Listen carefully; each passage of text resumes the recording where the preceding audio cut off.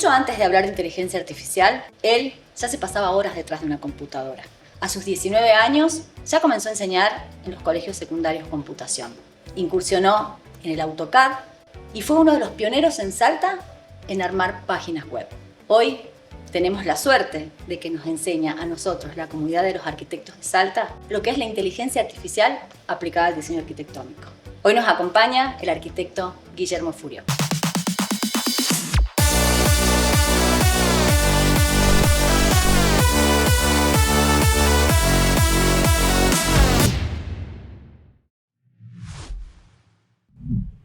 Hola Guillermo, bienvenido. Hola, muchas gracias. Tengo una pregunta.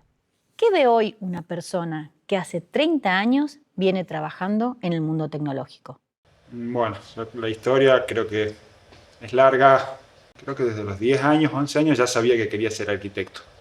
Ni sabía bien qué era la arquitectura. Mi padre es arquitecto, pero no había tenido un contacto con la profesión, pero lo sabía.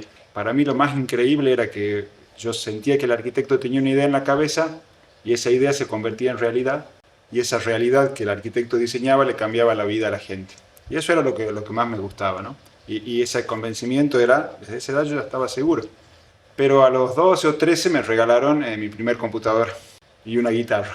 Pero elegí la computadora y empecé a estudiar. Y no jugaba en la computadora, sino que la programaba. Entonces ese fue como esa gran duda que tuve cuando tuve que elegir mi carrera universitaria, ¿no? La informática yo la veía muy similar. Los informáticos, pues yo también me considero informático, tenemos una idea en la cabeza, igual que los arquitectos, esa idea se materializa con la gran ventaja que los informáticos la materializamos solos. No necesitamos albañiles, nada, ¿no? Esa idea se convierte en realidad y le cambia la vida a la gente también, ¿no? Entonces para mí fue complicado porque las dos profesiones tenían eso que a mí me apasionaba, pero yo en ese momento dije, no quiero estar toda mi vida frente a una computadora. Pero creo que soy un afortunado porque yo me considero arquitecto, docente e informático, en ese orden. Soy más arquitecto que nada, pero ese camino me llevó a las casualidades de la vida, que en este momento estoy haciendo las cosas que más me gustan, ¿no? Informática y con colegas arquitectos. Nosotros somos de la misma generación. Pasamos del Rotring al AutoCAD, del Internet en las computadoras a los celulares y hoy a la IA. ¿Qué fue lo más revelador de todo esto que sucedió? Bueno, yo creo que para empezar por el final, la inteligencia artificial es totalmente distinta, ¿no? Y ya por ahí te cuento un poco más. Mis primeras computadoras era una Spectrum así chiquitita que se conectaba a un grabador y a un tele, y después las primeras computadoras personales eran con disquete, no tenían ni disco rígido. El primer mouse que me lo compré lo tuve en caja durante 6 meses porque no servía para nada, no había Windows todavía. Entonces, esas herramientas fueron cambiando, pero fueron siempre herramientas, y herramientas que iban potenciando nuestra profesión, que iban brindándonos posibilidades para hacer mejor nuestro trabajo. La inteligencia artificial es todo eso, pero es una cosa totalmente distinta, ¿no? Es una revolución, tiene otros aspectos, que son los aspectos que a mí me parecen más increíbles. La tenemos que conocer como herramienta, es fundamental, no podemos negar que existe como herramienta, pero a mí lo que más me gusta enseñar y charlar es lo otro, ¿no? La inteligencia artificial como ciencia, y como ciencia que está transformando nuestra sociedad sin que nos demos cuenta a veces. Vos trabajaste con páginas web cuando todavía mucha gente no entendía para qué iban a servir. Hoy pareciera que con la inteligencia artificial está pasando algo parecido. ¿Sentís que la sociedad realmente entiende el alcance de esta tecnología o todavía la está subestimando? Bueno, tiene que ver con lo que te decía, ¿no? Es una herramienta que por sus características, que al funcionar con lenguaje natural, no hay que aprender a usarla, o creemos que no hace falta aprender a usarla. Entonces, la sociedad la implementó de un día para el otro. O sea, hasta fines del 2022 no existía ChatGPT y al otro día existió, y la humanidad tuvo una herramienta que se usaba hablándole, escribiéndole en nuestro mismo lenguaje. Entonces, esa barrera de entrada parece inexistente. Entonces, estamos usando una herramienta muy potente, muy fácil de usar, sin haber hecho un proceso. La sociedad la tuvo, como te decía, de un día para el otro. Entonces la estamos usando sin entender cómo funciona, sin ser consciente de los riesgos. ¿Cuándo apareció la inteligencia artificial en tu radar? ¿Fue algo que descubriste al mismo tiempo que la mayoría de la gente o venías siguiendo el tema desde antes? O sea, la inteligencia artificial como ciencia, aunque no lo sepamos, va a cumplir 70 años como ciencia. ChatGPT es lo último, pero como ciencia estuvo siempre en nichos, ¿no? En nichos académicos, en empresas muy chiquitas que no lograban cosas que funcionen. Entonces, casi todos, por más que éramos los que éramos expertos en informática, no éramos conscientes de esos avances, ¿no? O sea, nos enteramos casi con todo el resto del mundo. Sí podíamos entender algunas cosas, ¿no? Sí habíamos visto algunos avances, sí teníamos conceptos de lo que era una red neuronal, o sea, de los fundamentos teóricos, pero a que eso se convierte en un producto, nos sorprendimos como todo el mundo. Es más, en mi caso, mi socio y mi amigo de toda la vida, con el cual fundamos las empresas y todo, me dice, salió ChatGPT, tenés que verlo ya. El mismo día que salió, yo estaba en ese momento con otras cosas en la cabeza, estaba con blockchain, otras cosas que me gustaban también de tecnología. Ignoré su mensaje. Al otro día, ¿viste ChatGPT? No, no lo vi. No. Al cuarto, quinto día que me insistió lo vi. Y creo que hubo 2 o 3 días que no dormí después de haberlo usado, ¿no? O sea, me sorprendí como todos ustedes. ¿Pero por qué no? Claro, pero porque por el alcance, por lo que se podía lograr. Era miedo de esa nueva tecnología que parecía inexplicable. O sea, todo lo que yo enseño ahora viene de esas 3 noches de insomnio. Recién decías que la IA también te da miedo. Y pienso que ese miedo no viene de la ignorancia, sino de conocer sus alcances. ¿Cómo llegaste a ese conocimiento? ¿Cómo se estudia hoy la inteligencia artificial? Fue así. Empezaron ese miedo, esa duda, y quise entender, es otra desviación profesional del informático, que queremos entender cómo funciona todo. Entonces quise entender cómo funcionaba, y fue una obsesión, varias horas dedicadas por día a entender eso. ¿Cuántas horas, por ejemplo? Las que me dejaba el resto de la vida disponible.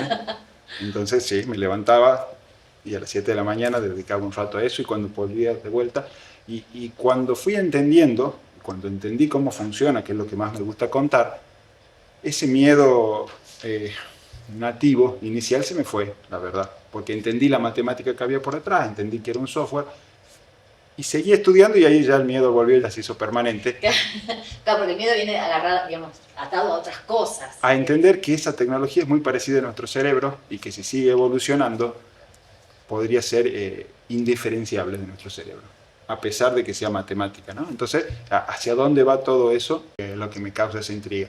Y el tiempo que le dedico, todo el que me queda disponible. Después de todo este recorrido, de conocerla en profundidad y de descubrir tanto su potencial como sus riesgos, si tuvieras que definir la inteligencia artificial en una sola palabra, ¿qué palabra elegirías? ¿Por qué esa y no otra? Yo ahora, cuando hablo de inteligencia artificial, la palabra que uso es la incertidumbre. Y eso es lo que más me tiene enloquecido. ¿Por qué? Porque podemos estudiar cualquier cosa y alguna certeza tenemos. Los arquitectos hacemos un proyecto y tenemos esa incertidumbre de ir diseñando, pero se van convirtiendo en certezas hasta que tenemos un plano aprobado y listo para empezar a construir. Acá, de todo lo que yo averiguo, todo lo que voy aprendiendo, no hay certeza de nada. O sea, ¿qué es lo que viene mañana? No se sabe. ¿Cómo va a ser la próxima herramienta? No se sabe. ¿Cómo va a afectar nuestra sociedad? ¿Vamos a tener trabajo? ¿Estas herramientas van a ser conscientes alguna vez? ¿Es un paso evolutivo? Bueno, en cada una de esas preguntas vas a encontrar respuestas de los dos extremos. Y en los dos extremos vas a tener premios Nobel, vas a tener grandes científicos. Entonces, todo lo que uno estudia es dos caminos que divergen, y uno arma su propia aventura, digamos. Entonces eso es lo que más me apasiona. Entonces, como que no hay un tema, sino que es una ciencia en pleno auge en este momento, transformando la sociedad todos los días, y que nadie sabe para dónde va. Hay quienes sostienen que la inteligencia artificial consume una gran cantidad de recursos naturales. ¿Qué hay de cierto en eso? ¿De qué recursos estamos hablando exactamente y por qué los necesita? Bueno, vos fíjate, hay que pensar que esa inteligencia artificial corre en una computadora, las computadoras más modernas que existen en este momento, y esas computadoras consumen muchísima energía y generan muchísimo calor. Son los dos problemas que tienen que solucionar. Necesitan mucha energía, muchísima, y genera mucho calor, y hay que refrigerarlo de alguna manera. Se refrigera con agua, es agua que se reutiliza generalmente. Hay que estar muy atento porque es un recurso escaso. Entonces, si estamos usando agua potable para enfriar computadoras, no está muy bueno. Y la energía sí, eso sí es un problema, porque lo que están buscando las grandes tecnológicas es que la inteligencia pase a ser un commodity. Nosotros vamos a comprar inteligencia. y el que tenga más plata va a comprar más inteligencia. Y si hay mucha plata queriendo comprar inteligencia, estos data centers, estos grandes centros de datos van a definir el precio de la energía. La van a pagar en un libre mercado y van a consumir toda la que necesiten, si tienen clientes para vendernos ese commodity de la inteligencia. Entonces está pasando que muchos pueblos no quieren que se instalen los data centers ahí, porque corren riesgo de que en un libre mercado le empiece a subir la energía, porque si ese data center tiene más clientes que quieren comprar su commodity de inteligencia, van a pagar la energía al precio que sea. Entonces, el punto crítico ahí es la energía. Entonces, hay que pensarlo, ¿no? Si alguien propone que vengan grandes data centers a Argentina y no tenemos la infraestructura eléctrica necesaria y va a haber que compartirla, hay que tener en cuenta, ¿no? Entonces, el kit es la cuestión. Y estas empresas están enfocadas en eso, ¿no? Hay empresas que ya están comprando sus propias centrales nucleares y se las están comprando a empresas que todavía ni las fabricaron, pero les dijeron, Google dijo, las 7 primeras que hagas son mías, porque la energía va a ser el punto crítico. Y estas empresas están buscando lugares donde haya energía en abundancia y lo más barata posible. El data center se muda en 6 meses. Elon Musk hizo el data center más grande del mundo en 18 meses. Por eso la preocupación que también hay en la Iglesia Católica. La inteligencia artificial ha generado debates no solo en el ámbito tecnológico, sino también en la filosofía, la ética y la religión. En ese sentido, ¿qué sabes sobre la postura de la Iglesia Católica frente a la inteligencia artificial? Bueno, esa pregunta está buenísima. Para uno entero hacemos sobre eso. Pero ¿por qué? Porque esta ciencia nos afecta como humanidad. Entonces, como humanidad, se están tomando decisiones sin que nos pregunten. Las grandes tecnológicas toman decisiones todos los días sin preguntarles a nadie, sin pedirles permiso a nadie. Entonces, la humanidad tiene que responder. Y se ve como que no pasa nada, ¿no? Entonces, la Iglesia tomó, por alguna razón, como una punta, ¿no? Y es una punta que, si bien puede ser teológica y de fe, es un concepto humanista, fundamentalmente, ¿no? Y ahí yo cito generalmente 2 ejemplos porque llegaron a mí, no los busqué. En esto de estar constantemente investigando y aprendiendo, el Papa Francisco en el G7, en un evento sobre inteligencia artificial, él lee un documento que para mí es increíble, ¿no? Porque está sintetizada cómo funciona la inteligencia artificial, qué hace, qué no hace y cuáles son los riesgos para la humanidad y qué tenemos que hacer como humanidad con una herramienta de esas características, ¿no? Son 3 páginas, busquen Papa Francisco, G7 y léanlas porque está todo y no tiene nada que ver con la fe, como decías vos, ¿no? Porque obviamente que ellos van a hablar de fe, de Dios, porque es la Iglesia, pero hay que leer la parte humanista. Y la primera encíclica del Papa León, que habla sobre tecnología, le dedica un capítulo entero a la inteligencia artificial. Y encima lo cita Tolkien, que es uno de mis autores preferidos, así que... El Señor de los Anillos. Tolkien era un escritor cristiano, obviamente, Sí. O sea que hay alguna relación, pero también es increíble ese capítulo, ¿no? Y si no quieren ver la parte de fe porque no tienen la fe cristiana, lean la parte humanista y ya lo vale. Gran parte de tu vida profesional estuvo atravesada por la informática, incluso más que por la propia arquitectura. Hoy estás muy enfocado en la docencia y en acercar nuevas herramientas a otros arquitectos. ¿Qué cambia en nuestra profesión a partir de la llegada de la inteligencia artificial? Es verdad, Monse, lo que decís, que la vida me llevó a que no ejercer la arquitectura como profesión, ¿no? Son muy pocos los planos que firmé y las obras que diseñé, pero sí me considero arquitecto en todo el aspecto, ¿no? En el aspecto creativo, en el aspecto emocional, soy más arquitecto que informático. Y la oportunidad que me dio de enseñar esta herramienta a colegas me acercó mucho de vuelta a ese ejercicio, ¿no? Y la pregunta va a cómo está cambiando esta profesión, y eso es otra vez muy profundo. Es una herramienta, no cabe duda, y esa herramienta la tenemos que aprender a usar. Eso no se puede discutir, y aprenderla de la mejor manera, perderle el miedo, pero ser consciente que no es solo una herramienta. Entonces, como herramienta está cambiando, porque antes un render era algo final que se hacía, y ahora en 5 minutos puedo tener una imagen. Antes, hacer una memoria descriptiva para la gente que no le gustaba escribir era un sufrimiento, y ahora la hacemos en 10 segundos. Entonces, hay muchas cosas que van cambiando, ¿no? Estas herramientas se meten, es lo más mágico que hay para mí, se meten en nuestro proceso creativo. Hasta hace 3 años, un arquitecto que trabajaba solo ante un problema tenía una hoja en blanco y un lápiz. ahora tenemos un hoja en blanco, un lápiz y un asistente. Y en ese momento creativo nos ayuda, ¿no? Entonces, eso es fantástico. Pero está en toda la otra parte, ¿no? ¿Qué implica que esa herramienta informática se meta en nuestro proceso creativo? ¿Es solamente algo bueno o estamos delegando algo que es lo que hacía mágica nuestra profesión?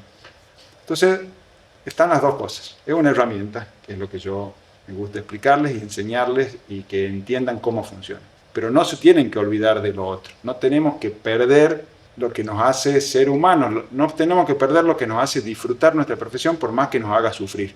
Porque si la hoja en blanco nos generaba angustia durante un mes, por ahí era parte de nuestro proceso y la satisfacción de la idea que conseguíamos al día siguiente valía más que esa solución que hemos conseguido rápido en 3 minutos con un asistente, ¿no? Esa dualidad, los dos caminos que te digo siempre está. Es una herramienta y es un riesgo y es una angustia. Entonces, de acuerdo con todo lo que venimos conversando y con tu postura sobre la inteligencia artificial, ¿podemos decir que la IA no reemplaza al arquitecto? Bueno, esa pregunta está buenísima. Yo trato de esquivarla siempre, ¿no? Yo trato siempre de explicar que hay dos posturas y que ustedes lleguen a esa conclusión, o el que me escuche llegue a esa conclusión sola, ¿no? ¿Por qué? Porque, digamos, yo para decirte, yo suelo ser bastante pesimista en este tipo de cosas, pero trato de no transmitir ese pesimismo. Así que no sé si esta parte la vamos a cortar porque no quiero ser pesimista. Capaz pero, que no. O sea, es una herramienta que está haciendo cosas que hasta hace poco las hacíamos solo los humanos. O sea que de entrada nos está reemplazando en algunas cosas, ¿no? Y piensen en las cosas que nos está reemplazando. Los que tengan hijos chicos o adolescentes, piensen a quién su hijo les está haciendo una pregunta que antes se las hubiera hecho a ustedes o a sus amigos, ¿no? Imagínense cualquier tipo de pregunta.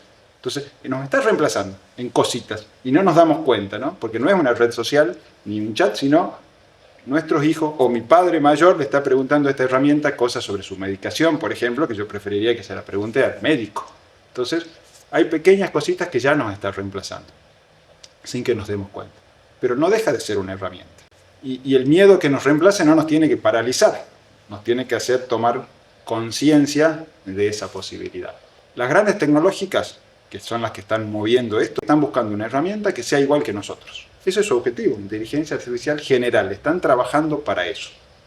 Entonces eso, volvemos a la incertidumbre, cuando se logre eso, esas herramientas van a ser como nosotros.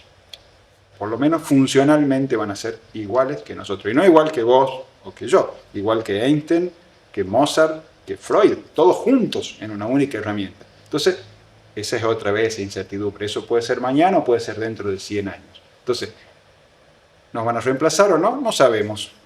¿Nos están reemplazando en pequeñas cosas? Sí, sin duda. Hoy se supone que el 90% del texto que ustedes leen en Internet pasó en alguna de sus etapas por una inteligencia artificial. O sea, lo que nosotros leemos hoy en Internet no está íntegramente hecho por otro ser de nuestra misma especie. Hasta ahora venimos hablando mucho de todo lo que la IA puede hacer, pero hagamos un ejercicio inverso. Si mañana desapareciera, ¿qué desaparecería con ella? Yo te diría, ¿no? Hacer el ejercicio un poquito más, ¿no? La inteligencia artificial nació en noviembre del 22, como la conocemos nosotros, como herramienta con ChatGPT. Pasaron todavía ni siquiera 3 años y ya cambió muchas cosas. Entonces, yo puedo responderte, ¿qué pasa si desaparece hoy?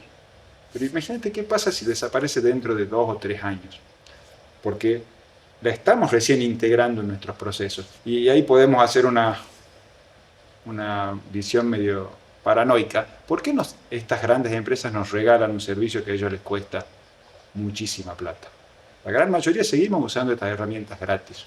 Y tiene que ver con tu pregunta, porque va a llegar un momento, porque por ahí todavía estamos a tiempo, y todavía nos acordamos cómo escribir, o nos acordamos cómo hacer un resumen, o nos acordamos cómo hacer algunas cosas, pero dentro de 2 o 3 años va a haber gente que hizo toda su escuela, toda su secundaria con estas herramientas, y va a haber capacidades que no desarrollaron, que delegaron, y no sé si está bien o mal, ¿no? Yo no estoy haciendo juicios de valor, pero va a haber capacidades que delegaron en herramientas que eran gratis, y que en algún momento van a dejar de serla, y que si nunca nosotros a nuestra edad esas capacidades las tenemos adquiridas, y vamos a poder volver a agarrar una virome y escribir o redactar una carta. Entonces van a cambiar muchas cosas. Hoy ya casi nadie escribe nada. Un texto, no un texto emotivo, un texto, una carta, un mail que tengo que responder, un contrato. No se lo escribe, ya nadie resume.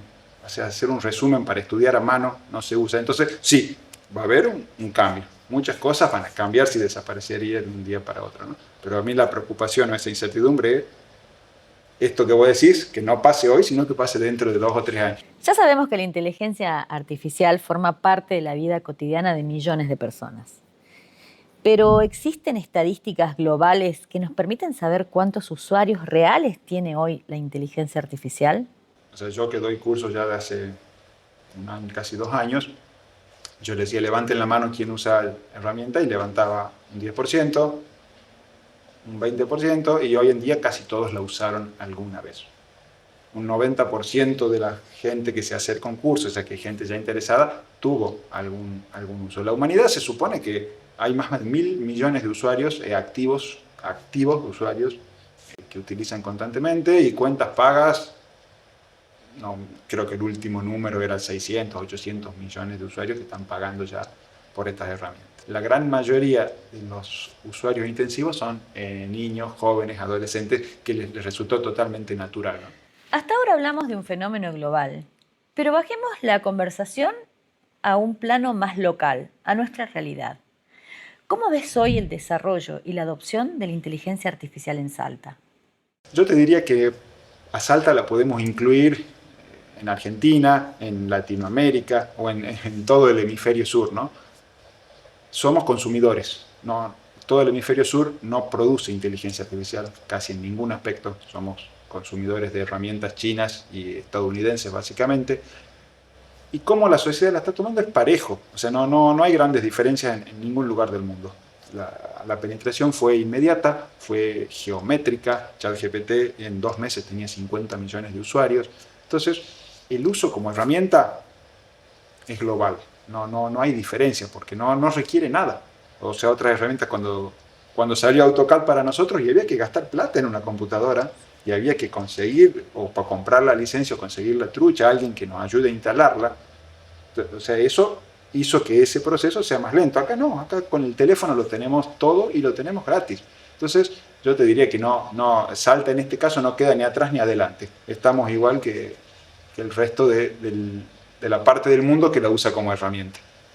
Guille, ¿qué consejo le darías a un estudiante de arquitectura o un arquitecto con respecto a la inteligencia artificial? Bueno, está buena esa pregunta. Yo trato de no dar consejos, ¿no? Trato de explicar la situación y que saquen las conclusiones cada uno. Que cada uno. Me siento más cómodo, me siento muy responsable si tengo que dar consejos, pero ahora estoy enseñando de vuelta en la facultad y enseñando inteligencia artificial aplicada al diseño en la Facultad de Arquitectura a futuros arquitectos y a futuros diseñadores de interiores. O sea que esa pregunta me la hago, ¿no? ¿Qué les quiero transmitir a esos estudiantes y qué herramientas les quiero dar para que ellos solo saquen esas conclusiones? Yo creo que tiene que ver con 2 cosas, ¿no? Por un lado, la herramienta. Es importante que como arquitectos las aprovechemos. Pero por otro lado, entender algunas cosas que estuvimos hablando hoy, esos riesgos que implican, ¿no? El ceder en algunas cosas, qué cosas que son inherentes a mi profesión las tengo que seguir haciendo yo y cuáles no. Entonces el consejo sería: aprendan, usen, no tengan miedo, pero infórmense también de lo que hay por detrás de esas herramientas. Yo siempre les digo que es fundamental entender cómo funciona, ¿no? Y trato de convencerlos. Yo te armo el curso de inteligencia artificial para arquitectos para darte esa primer clase que los aburre a todos, donde les cuento durante 2 horas cómo funciona esta herramienta, ¿no? Y creo que los logro convencer de que es importante, porque como también dijimos, estas herramientas cambian todos los días. Entonces yo puedo estar 30 minutos enseñándote lo último de ChatGPT y en 2 meses eso último ya no va a existir más. Pero los conceptos que la hacen funcionar tienen 70 años. Entonces el consejo, resumen, usen las herramientas, no tengan miedo, pero entiendan cómo funcionan.